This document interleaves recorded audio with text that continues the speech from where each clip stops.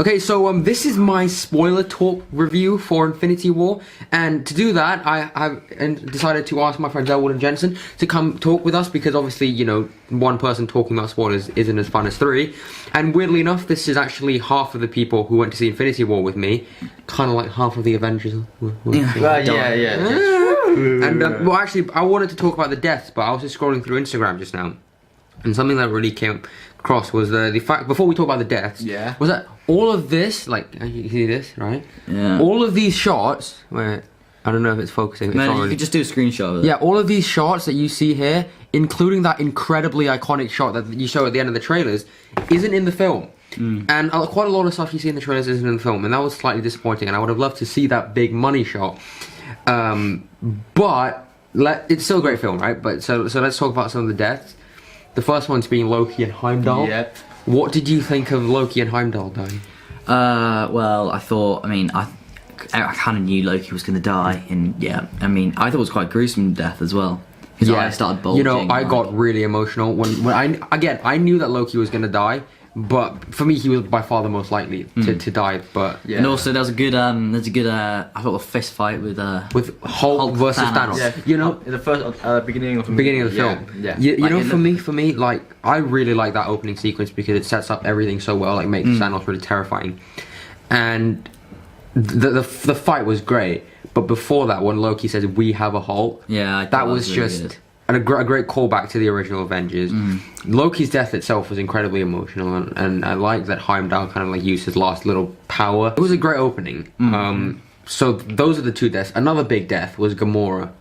Yeah. Well, yeah. I mean, like, what do you want to say about it, Jensen? I kind of like don't know what she has actually contributed to the movie. She just like saved Nebula from her torture, but like gives Thanos the stone. Yeah. In the place of formula. Yeah, I understand what you mean, because for me, like, they always say Gamora's like the most powerful, you know, the most dangerous woman in the galaxy and all that.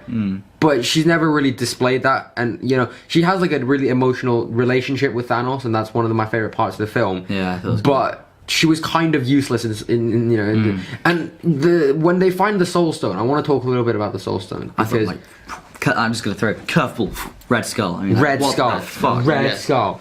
Skull. You know, man, I did not expect. For me, that was like the biggest surprise in the film. Definitely. And the fact that they had to kind of sacrifice, you know, Gamora, was like, okay, it worked kind of.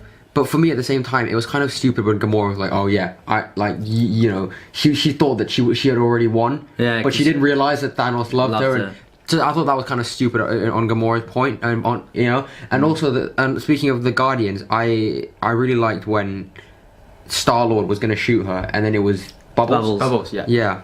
And I liked how the Reality Stone was used actually. Drax was like cut up into little bits. Yeah. Well, supposedly. Mantis was like, turned up into like. And then when Thanos turned like the little like shards or something into he turned like the butterflies that Doctor Strange sent into like bats or something. No. Doctor Strange like shot loads of like bits of rocks at I can't remember. So it was like rocks, and then he turned those rocks into bats, and like the bats chased after. Two good bits. I thought the Reality Stone was like used when he shows his home in Titan, like what it used to be like, and also when he pretends to die when Gamora kills him. That was great, because you know, like, you see I was like Josh Brolin crying and shit. Yeah, and I was like, what the? No. Then they kill him off in like 30 I really like seconds. because like for me like whichever stone it was, like the one that he stole off Xandar, like the blue, not the Power Stone, the power whatever. That was just kind of like I kind of want to see that. The Reality Stone I thought was really well used. No. Reality is the red one, right? Yeah. And who did he get the Reality Stone from? Off the Collector. You know, like the guy with the white hair. I thought the only thing the Power Stone really did is when Cap kind of threw it, like when people threw themselves at him, and he would like throw them away. Yeah. With the Power Stone.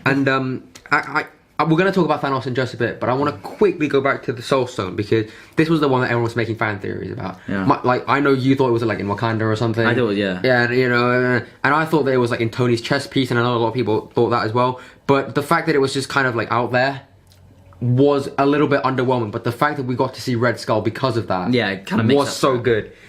And I don't know. Again, I was saying this when we were walking back from the cinema, but when I heard the voice, you know, I thought to myself, because again, I'm a huge Lord of the Rings fan and I love Hugo Weaving. I was like, this sounds a lot like Hugo Weaving. But then when I don't think it is Hugo Weaving. I don't know. I'm not sure. I thought he looked a lot like Hugo Weaving. Yeah, but you can do that CGI. Yeah. But yeah, I thought he sounded like it as well. And I thought they made Death male character. Oh, right. Well, at first, what I thought. Yeah, I know. And then when you his chin comes out first. Really, you see the red. You see the red, and you're just like everyone in the cinema was like, "Oh shit!" And like I was surprised. You weren't like aware. Because like I don't really know about him. Yeah, but I was like, that was a massive. Everyone who got it was like shocked. Yeah. You want to talk about the Time Stone next? From Doctor Strange. I thought the Time Stone was probably one of the key gems elements, in this movie, because Tony and Doctor Strange and Spider-Man were protecting it, and they go like bring the fight to Thanos with it. And I liked when he used a Time Stone when he was like, and it's like I'm looking through all the different million possibilities. There's like one. Final lose. Yeah, and like I thought, that was pretty. I also like when he used a Time Stone to resurrect Vision. And then kill him again. Yeah, I know, that was pretty cool. That was good. And like, I think that like the shock on Scarlet Witch's face, like when I was about to say when he like brings her, when like Vision is kind of like brought back to get like you see all the bits like, and she's like, oh, not only she's like, great, Vision's alive, but oh shit, what have I done? Yeah, and then you know he just gets destroyed pretty much. And that's a brutal the way he does it. Thanos does it. Yeah. Rips like, out. doesn't even like pick the stone out. He just grabs the forehead. A chunk of his head. Just grabs the forehead and just goes.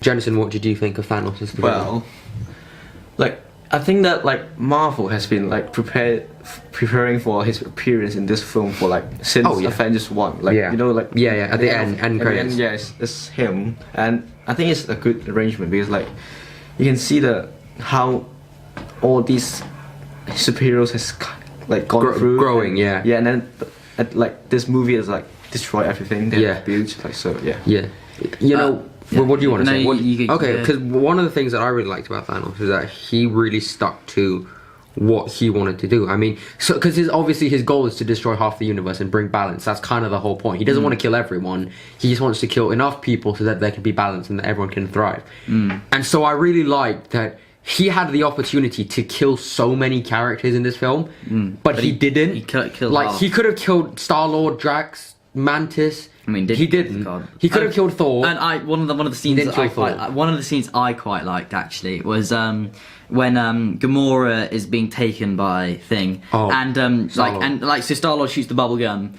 the bubble gun, and I like how he Thanos was like, and this is the boyfriend, and he's like, I like you. Yeah. I thought that's quite no, but comedic, I would say overall, like Josh Brolin was just so fucking good as Thanos. He was really good.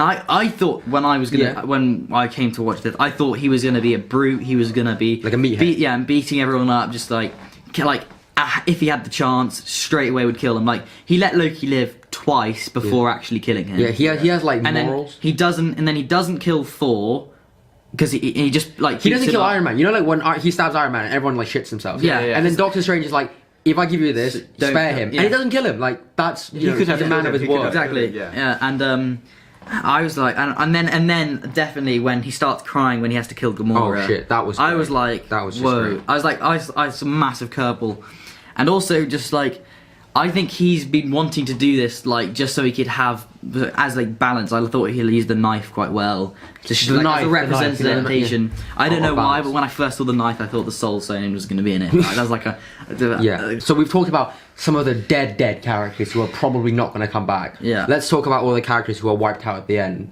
Bucky, Scarlet Witch, Spider-Man, Falcon, Black Panther. I think for me the biggest one was Black Panther. Yeah, I think he's been underused. He was definitely underused. Black Panther was underused, but also I feel like because like I thought like the massive fan gain from Black Panther the movie. Yeah. To kill off that character, I think probably gonna. For me, I think this shows us two things. Number one, that Disney did not expect Black Panther to be that successful. Yeah, definitely. Number two is that this might not be final. In fact, I think that they are going to come back. I thought that killing Black Panther took away from the finality of it because we have to see more of him. Yeah, no, because he's like such a big character now. Such a big piece of the puzzle. And I think that because Black Panther was so successful, all of the scenes that you see Black Panther in the film are shown in the trailers. Are shown in the trailers, like all of them. And I definitely think he was underused. No, I definitely think because of the success of Black Panther, they definitely showed off what showed him off in the trailers to get all the people Black Panther fans to come and watch it. So why don't we talk about all the characters on the Earth characters, Captain America, Black Widow, and all that stuff. Yeah. For me, one of my favorite scenes, one of my favorite moments, and I know you agree, and I'm sure you agree as well. With the train, when definitely. Vision and Scarlet Witch are about to get destroyed, and then Captain America, the train passes, and then he walks out the silhouette, and the music comes like that was just. And then it's like. I mean, I like what's his name? Proxima Midnight throws the thing. I mean, it was leaked. It was leaked. This it wasn't leaked. They showed it on an interview. And I mean, like I love the way he catches it. Yeah. And then like you just like see the team coming back together. Like Black Widow like slides Falcon. in and tackles, and then Falcon comes in. Yeah. One thing about Falcon, I didn't really like. I thought his beard looked really weird. I thought it looked really. I don't know, it looked darker than his hair normally. And I thought it looked quite drawn on. Speaking of Black Widow, one of our favourite fights, Black Widow, women fight, Okoye versus Proxima Midnight, played by Carrie Coon. And so good. Yeah.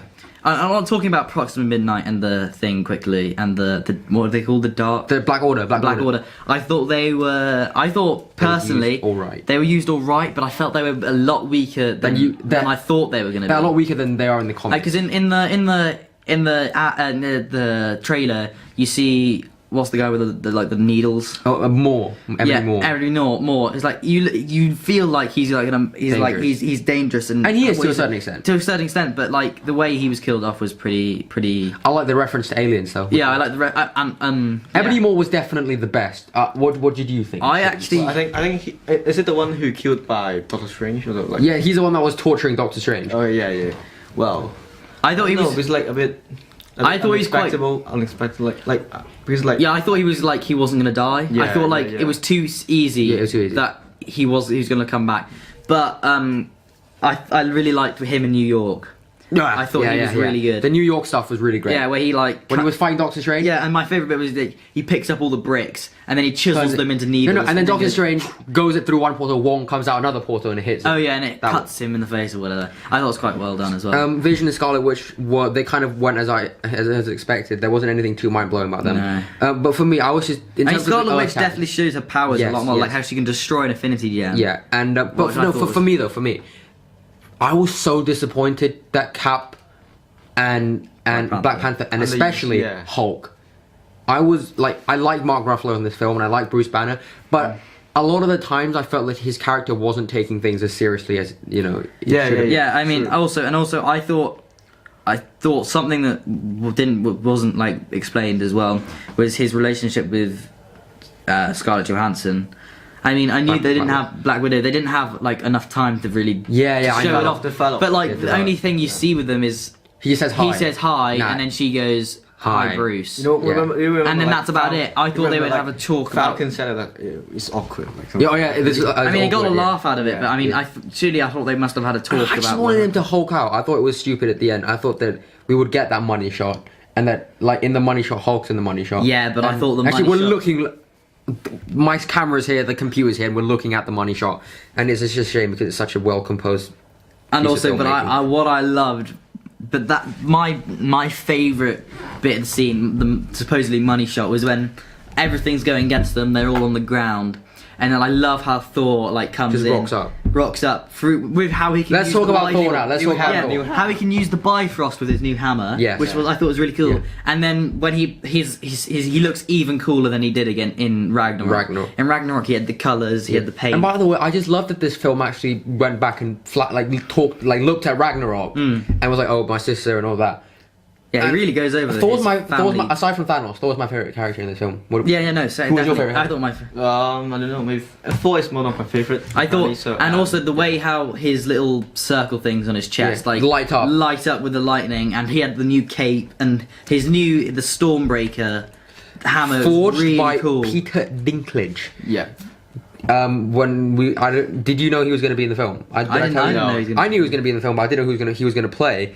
I felt it looked really weird. I remember that when Peter Dinklage rocked up and you saw his face, you turned to me. And Tyrion Lannister. No, but I felt it was really weird seeing him bigger than everyone. Yeah. I was like, but he was great though. He was great. And I like how I thought one of the things which was really good is how I mean, because we were talking about earlier how Thanos kind of let everyone live, but how he said he killed all the dwarves, but let Peter Dinklage live, and then melted his hands, so he could never. The only way he could make stuff is if Thanos needed it, and I liked how that Thanos made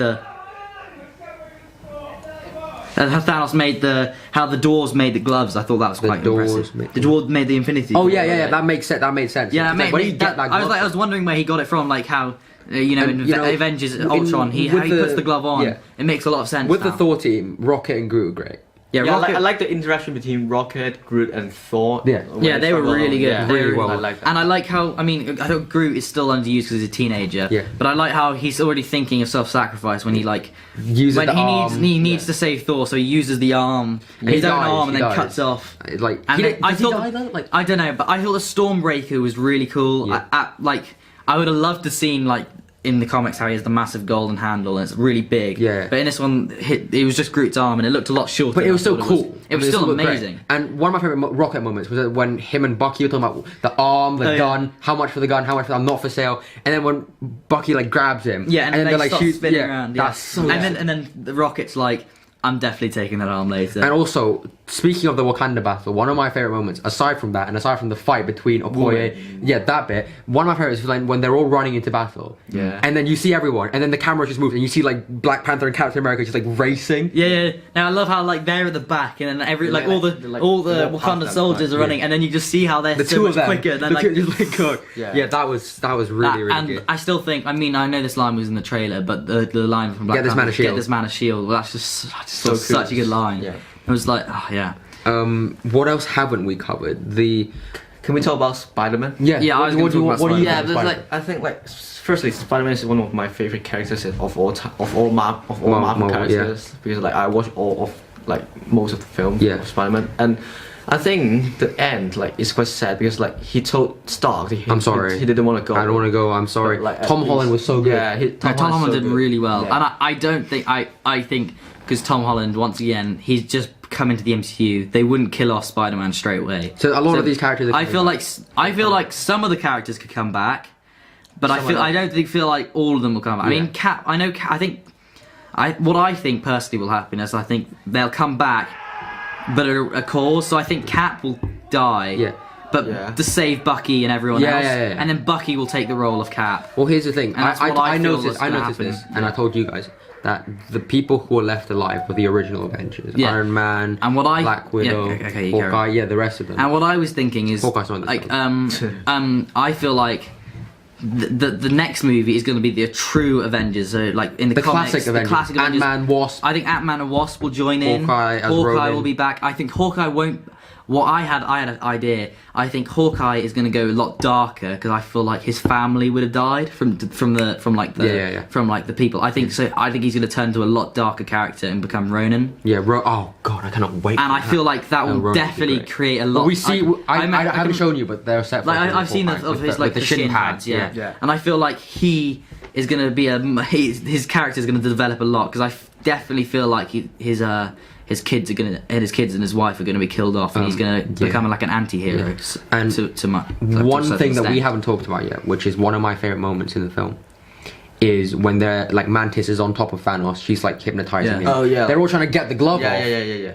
And then Star-Lord just ruins it all. So to be honest, the destruction of the universe is because of him. But I think Star-Lord. It makes sense. Star-Lord is in every movie he's in. He's driven by love. Yeah. So I feel like that's his weakness, but also his strength. Yeah. Because in the first movie, he saves Gamora, it's so close to killing himself, and he in the second movie it's his dad, and he loves his mum so much that he freaks out and makes that epic Pac-Man battle. Yeah, that is. And then in this one, he's driven by love to Gamora, mess everything up. Yeah. To mess everything up. So I feel like he's powered by love. I think that's what his character's like. Yeah.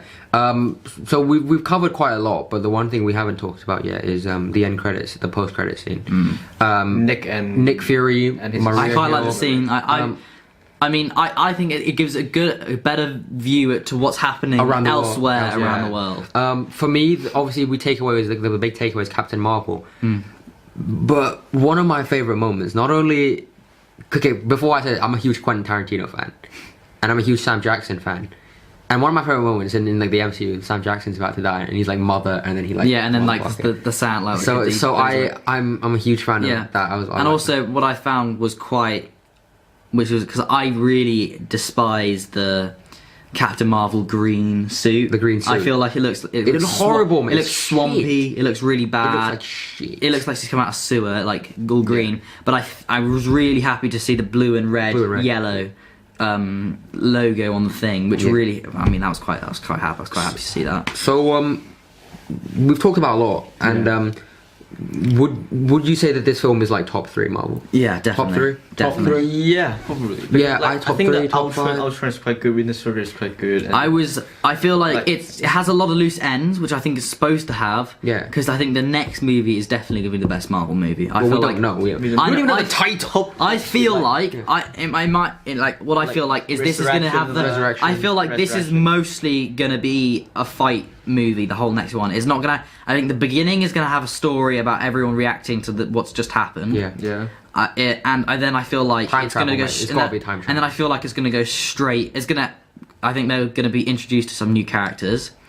And I feel like at the beginning, Captain America's gonna go around getting more recruiting Ant-Man, more people, and Wolverine, Fantastic Four, Deadpool. I mean, if the Netflix Batman, series, Superman, I think if the Netflix series get added in, I'd love to see the next Jessica Jones, Luke Cage. Oh my god, I feel that'd be so good. But the fight scene in this was great. I mean, for me, it was slightly underwhelming, but I felt like it was underwhelming because it was cutting in between the two fight scenes, which I felt like kind of ruined. Like you'd get into one fight scene, and be like, oh yeah, this is really good, and then they cut to the other one, and so you have the amazing fight scene of the girl fight scene, and then you'd cut straight to Doctor Strange giving up the time zone, and then you'd be like, well, it's kind of ruined what you feel. Here. Yeah, but overall, we all loved the film. Yeah, it was a genuine experience. Yeah, and it was great. It was great talking spoilers because you know I think a lot of people